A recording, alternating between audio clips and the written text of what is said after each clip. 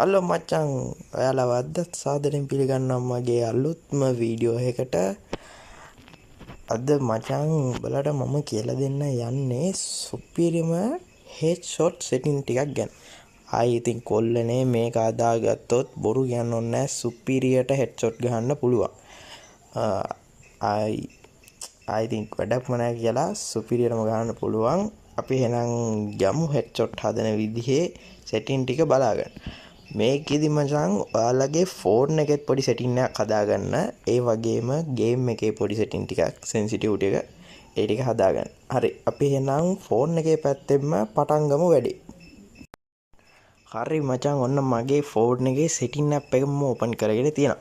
ඔයාලා setting app එකට ඔයගොල්ලෝ ලොග් වෙලා ඒකේ ඔයා අන්ලොක් කරගන්න ඕනේ ඩිවෙලොපර් ඔප්ෂන් එක. ඔයාලගේ about ෆෝන් එකට ගියාම මෙතන උඩින් ඉඳන් දෙවෙනියට ඕගොල්ලෝ බිල්ඩර් නම්බර් අන්න ඒ වගේ මොකක් හරි එකක් ඇති.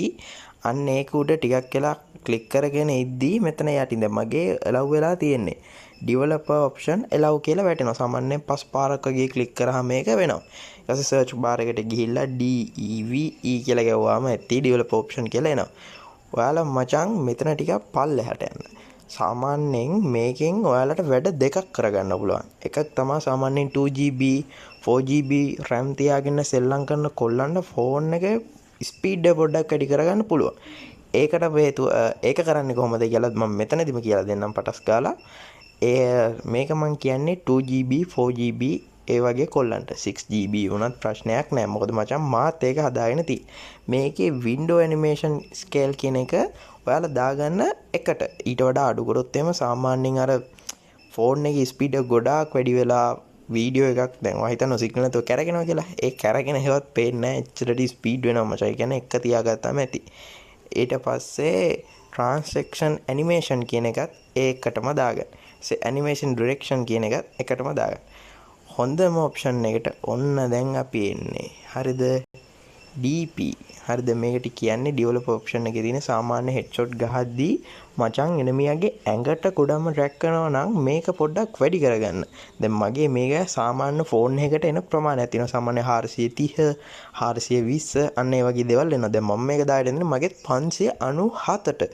සාමාන්‍යයෙන් ඒක බෙස්ට් ප්‍රමාණයක්. මම මේක මගේ ෆෝන් එකේ 6GB RAM ඒකට මම දාගෙන ඉන්නේ. සාමාන්‍ය 4GB කොල්ලෝ ගොඩාක් වැඩි කරගන්නත් එපා. මේ වගේ ප්‍රමාණය දාන්න. ෆෝන් එක ඕනට වඩා වැඩි කරාම ෆෝන් එකේ හීට් වෙන්න බලනවා. ඊට පස්සේ සමහර විට software ප්‍රශ්නත් එන්න පුළුවන්. මොකද ෆෝන් එකට දරා ගන්න පුළුවන් ප්‍රමාණයක් තියෙනවා DB එක. මේක වැඩි කරගන්න. එහෙනම් මචං අපි යන් ගේම් එක පැත්තට කොහොමද ගේම් එකේ sensitivity එක හදන්නේ කියලා බලන්න.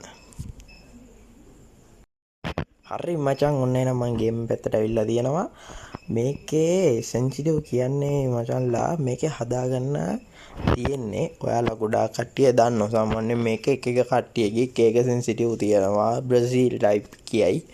ඒ වුණාට මචං මේ සෙන්සිටිව් එක නම් බෙස්ට්. අයි බොරු කියන්න ඕනේ නැහැ, සුපිරියටම හෙඩ්ෂොට් නම් වදිනවා.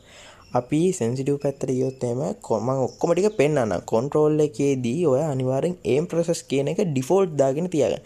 මචං ෆුල් කන්ට්‍රෝල් දැම්මාම එනමියාගේ ඇඟට ට්‍රැක් කරනවා. හරි.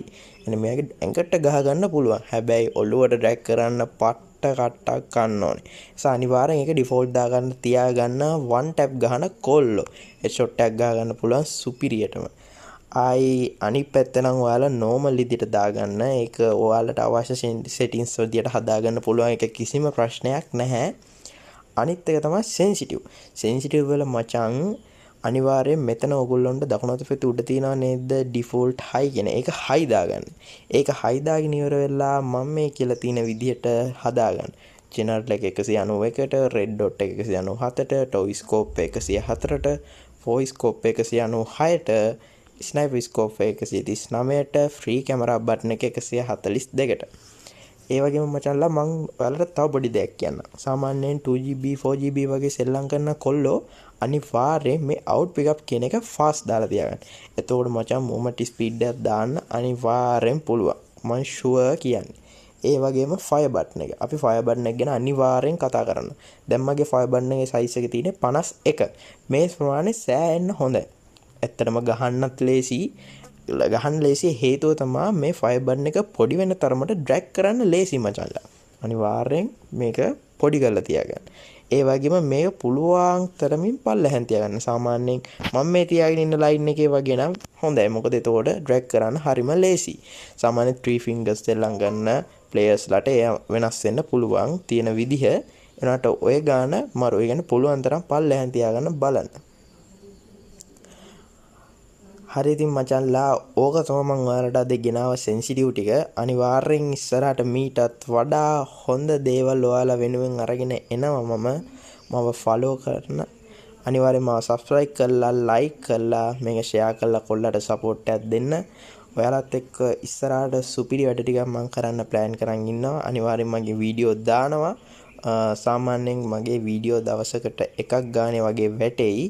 ඔයාලා අනිවාර්යෙන්ම මේ වීඩියෝ බලන්න. වීඩියෝ බලලා ලයික් කරලා කමෙන්ට් කරලා ඔයාගේ යාළුවවත් මෙන්ෂන් කරලා මේකට ෂෙයා පාරක් දාලා ඉවරලා මට සපෝට් එකක් දෙන්න. එහෙනම් කොල්ලනේ අදට මම ගිහින් එන්නම්. ආයෙ අලුත් වීඩියෝ එකකින් හම්බෙමු.